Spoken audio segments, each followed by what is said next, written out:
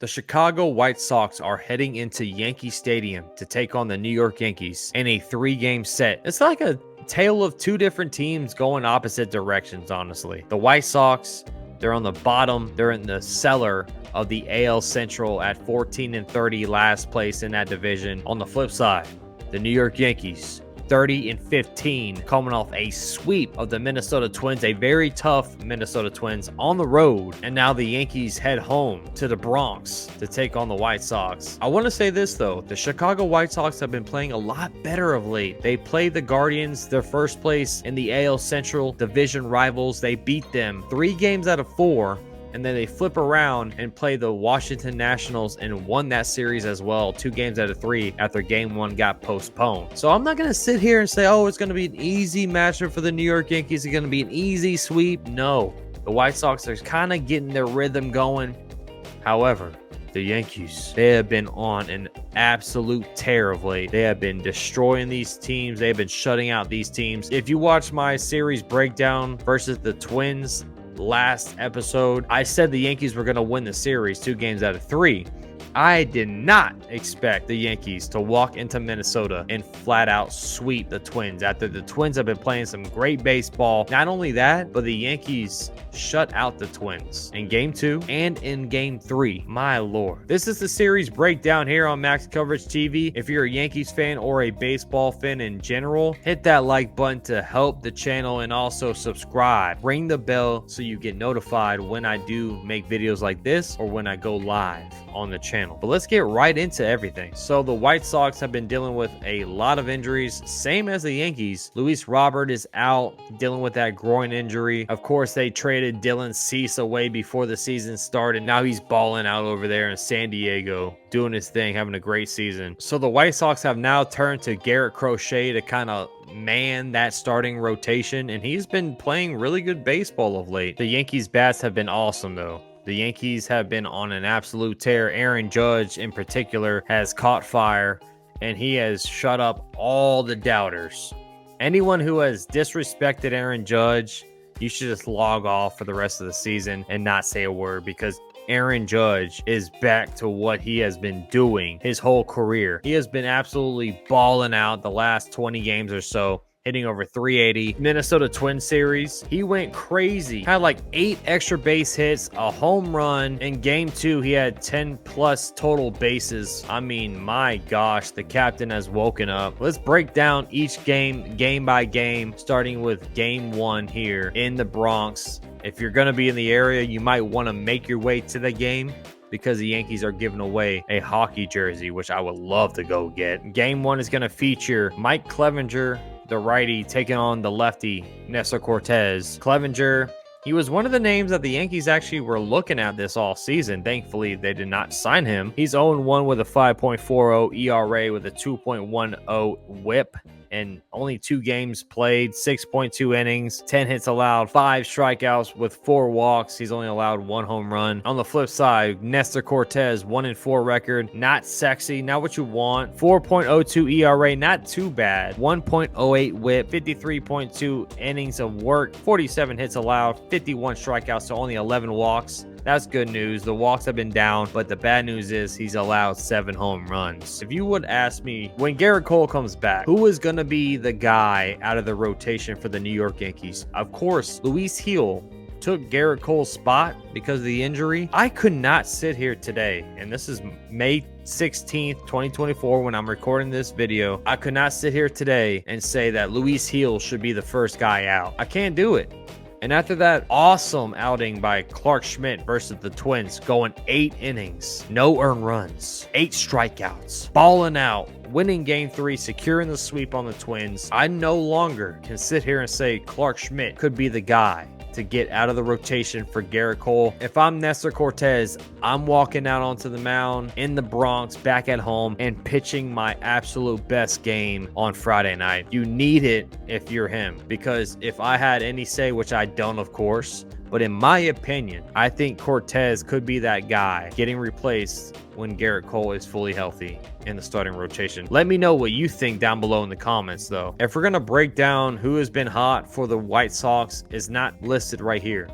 It's not been Paul DeYoung. It's not been Gavin Sheets. Not Andrew Benintendi. It's been Corey Lee. It's been Tommy Pham.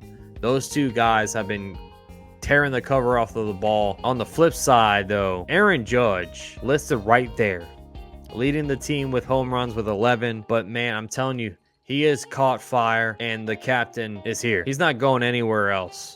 I mean, Aaron Judge has been on an absolute tear of late. Juan Soto, on the other hand, has been struggling of late. By means, everybody, I'm not over here panicking. I'm not over here stressing out about Juan Soto. I trust him. He's going to get back on track. That's just baseball for you. Juan Soto will be okay. But of late, he's been struggling. I'm going to be real. He still leads the team in RBI with 34. But Juan Soto, he struck out twice against the Minnesota Twins in Game 3. And that's just not really like Juan Soto, honestly. I do think this is a bounce-back series for Juan Soto against a struggling White Sox team. Great bounce-back spot. At home, back in the Bronx. Let's see what happens, though. Let's head on to Game 2. This is on Saturday afternoon, 1:05 p.m. Eastern Time. Michael Soroka is taking the mound for the White Sox against Luis Gil. If you have not been watching the Yankees play baseball this season, if you have not been watching Luis Gil on the mound, this kid has been absolutely lights out. 2.51 ERA, 4-1 with a 1.09 whip, 43 innings, 21 hits, 48 strikeouts to 26 walks. He's been keeping those walks down of late, only allowed 3 home runs. His opponent batting average, though, he's ranked first in the American League. 143 opponent batting average against Luis Gil. His stuff is just that damn good. Fastball sitting at 98, 99 miles per hour. That changeup has been filthy. He throws that slider occasionally, but it's filthy when he's throwing it. I mean, this kid has been everything the Yankees need plus more. On the flip side, Soroka, the White Sox traded for him. He was with the Braves last season. 0-5 record, 6.39 ERA, 1.51 whip. Just look at the comparison to kind of compare the two pitchers. I mean, same amount of innings, 42 hits to 21. What? 48 strikeouts compared to 24. That's how dominant Luis Gil has been. I think the Yankees win this ball game easily. Everything is lining up the Yankees' way. Honestly, the Yankees need to sweep the White Sox, but I'm not going to walk in here and say it's going to be easy. Nothing's easy in baseball, but the Yankees should sweep this team, no doubt about it. But Game 2 should go to the Yankees with Luis Gil on the mound. And then we're going to finish off Game 3 on Sunday at 1:35 p.m. Eastern Time. It's going to be Chris Flexen versus Carlos Rodon. Rodon just had a great outing against the Minnesota Twins in Game 1. He went 6+ innings. Did his job, got the win. He's now 4-2 with a 3.31 ERA, 1.22 whip, 49 innings, 46 hits allowed, 49 strikeouts, 14 walks with 8 home runs. Rodon has been a complete 180 pitcher this season for the New York Yankees. I say this pretty much every single time I make a video, but Carlos Rodon has stepped up tremendously, and he has played his ass off. And I think this is a great matchup for him. We could see 8+ strikeouts for Carlos Rodon in Game 3 on Sunday. Chris Flexen on the flip side, 2-3 record with a 4.46 ERA, way better than Soroka, of course. 1.26 whip, 40.1 innings of work, 37 hits, 14 walks. He's allowed 5 home runs. A better pitcher for the White Sox, but like I said, nothing against Chris Flexen, nothing against the Chicago White Sox fan base. But this series for the New York Yankees should go to New York, no doubt about it. They should sweep. They definitely will win this series, no doubt about it. Let's get a whole overlook on how each team has been doing this season, batting and hitting wise. Right now, the New York Yankees are sitting at number 6 with batting average.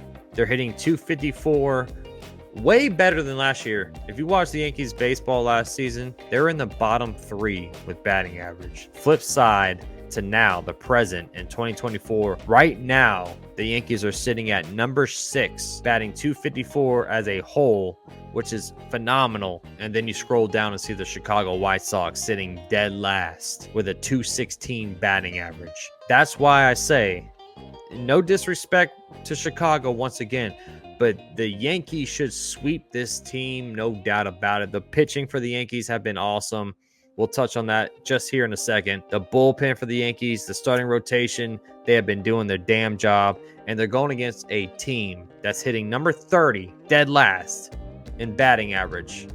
Should be an easy matchup. OPS-wise, the Yankees are ranked number 4 with a 757 OPS as a team, and you got to scroll all the way down once again.